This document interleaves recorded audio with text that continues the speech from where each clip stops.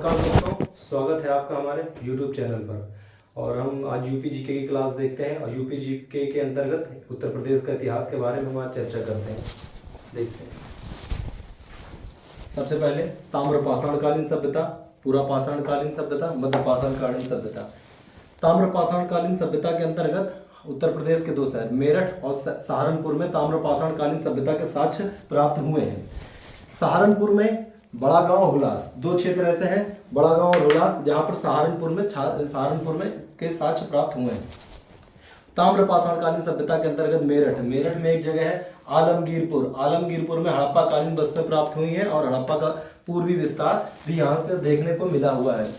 और यहाँ पे कपास की भी खेती के साक्ष्य मिले हैं। अब इसके बाद देखते हैं मध्यकालीन काल में अस्थिपंजर कहाँ मिले हैं? प्रतापगढ़ में तीन क्षेत्र है अस्थि सरायनहार, जहाँ पे 14 समाधान मिले हैं, और मृतक कसर के जो दिशा है वो पश्चिम की ओर है। इसके बाद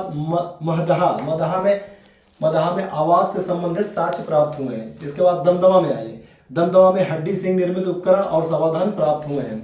अगला पूरा पाषाणकालीन सभ्यता के अंतर्गत प्रयागराज में बेलन घाटी है। बेलन घाटी की खुदाई किसने की है? प्रोफेसर GR शर्मा ने की है। और बेलन घाटी के अंतर्गत एक क्षेत्र आता है लोहंदा नाला में पाषाणकालीन उपकरण और मातृ देवी की मूर्तियां प्राप्त हुई हैं। और लोहंदा नाला का एक क्षेत्र है कोल्हडीवा, जहां पर चावल की भूसी प्राप्त हुई है।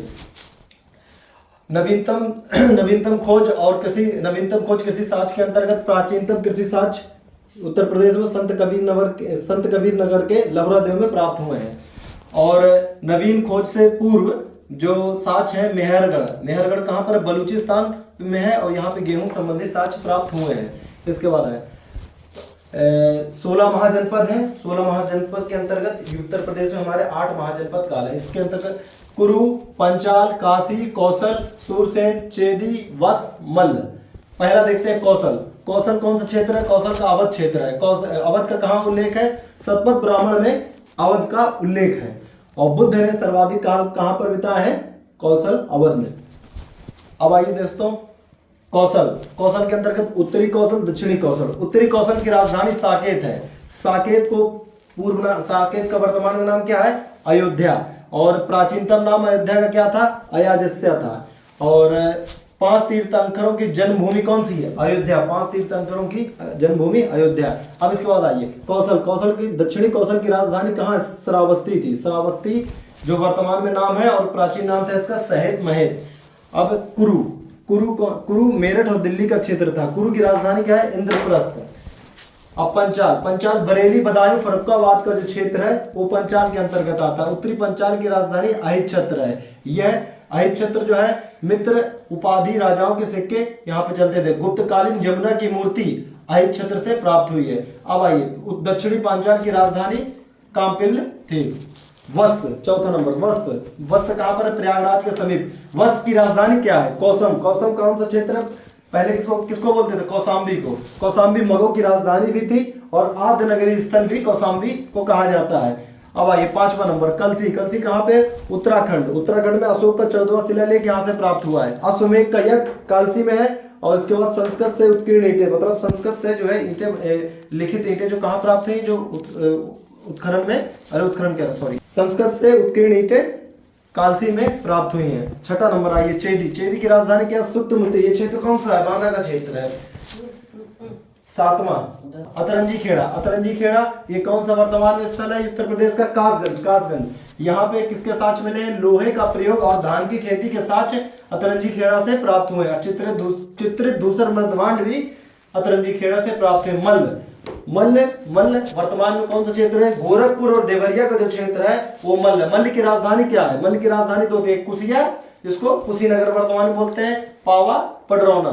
कुशीनगर में क्या? दिव्य वादन, दीपकाल, और अशोक के 8वें अभिलेख में कुशीनगर का उल्लेख है।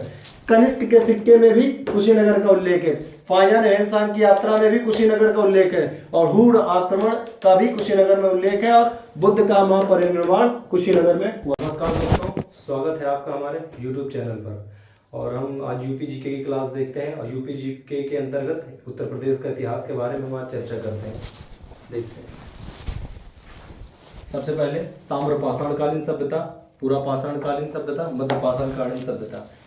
ताम्रपाषाणकालीन सभ्यता के अंतर्गत उत्तर प्रदेश के 2 शहर मेरठ और सहारनपुर में ताम्रपाषाणकालीन सभ्यता के साक्ष्य प्राप्त हुए हैं। सहारनपुर में बड़ा गांव हुलास, 2 क्षेत्र ऐसे हैं, बड़ा गांव और हुलास, जहां पर सहारनपुर में के साक्ष्य प्राप्त हुए हैं। ताम्रपाषाणकालीन सभ्यता के अंतर्गत मेरठ में एक जगह है आलमगीरपुर में हड़प्पा कालीन वस्तुएं प्राप्त हुई हैं और हड़प्पा का पूर्वी विस्तार भी यहाँ पे देखने को मिला हुआ है। और यहाँ पे कपास की भी खेती के साक्ष्य मिले हैं। अब इसके बाद देखते हैं मध्यकालीन काल में अस्थि पंजर कहाँ मिले हैं? प्रतापगढ़ में 3 क्षेत्र है अस्थि सरायनहार, जहाँ पे 14 समाधान मिले हैं, और मृतक कसेर के जो दिशा है वो पश्चिम की ओर है। इसके बाद मदहा में आवास से संबंधित साक्ष्य प्राप्त हुए हैं। इसके बाद दमदमा में हड्डी सिंह निर्मित उपकरण और समाधान प्राप्त हुए हैं। अगला पूरा पाषाणकालीन सभ्यता के अंतर्गत प्रयागराज में बेलन घाटी है। बेलन घाटी की खुदाई किसने की है? प्रोफेसर GR शर्मा ने की है।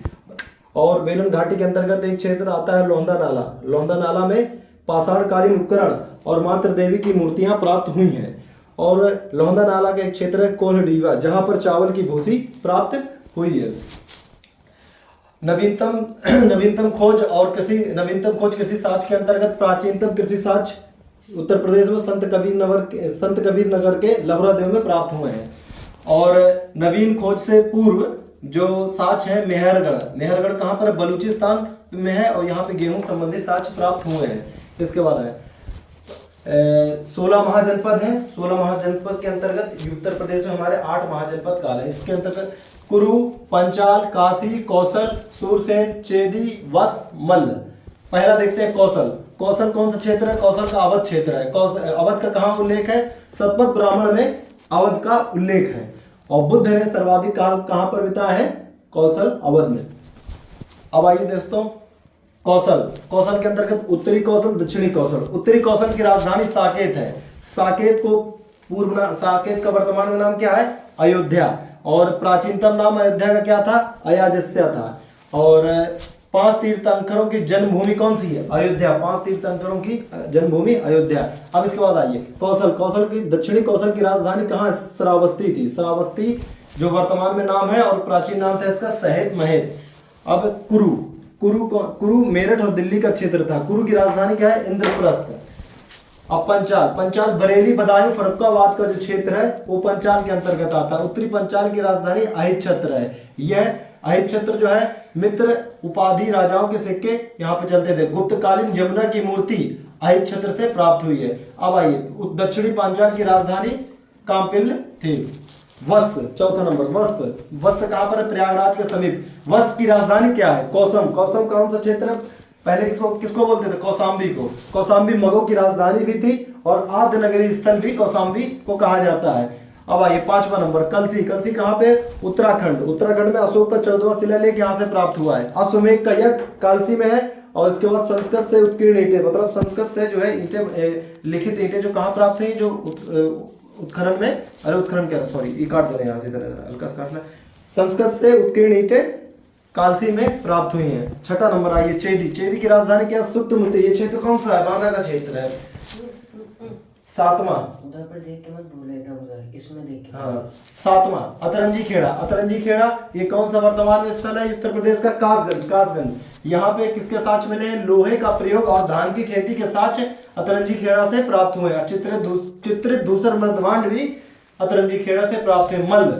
मल्ल वर्तमान में कौन सा क्षेत्र है? गोरखपुर और देवरिया का जो क्षेत्र है वो मल्ल की राजधानी क्या है? मल्ल की राजधानी 2 थी, कुसिया, जिसको कुशीनगर वर्तमान में बोलते हैं, पावा, पडरौना। कुशीनगर में क्या? दिव्य वादन, दीपकाल, और अशोक के 8वें अभिलेख में कुशीनगर का उल्लेख है। कनिष्क के सिक्के में भी कुशीनगर का उल्लेख है।